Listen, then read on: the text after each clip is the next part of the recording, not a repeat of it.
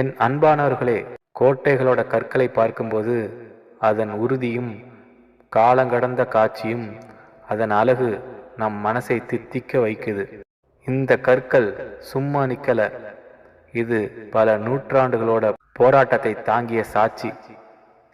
எவ்வளவோ போர் வீரர்கள் வலி, பயம், இரத்தம் எல்லாத்தையும் கடந்து உறுதியோடு நின்று போராடினார்களோ அவங்களுக்கு பக்கபலமாய் இருந்து இந்த மாதிரி கோட்டைகள் தான்.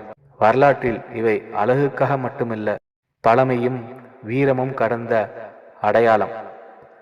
1000 அம்புகள் தோட்டாக்கள் கூட இத சாய்க்க முடியல.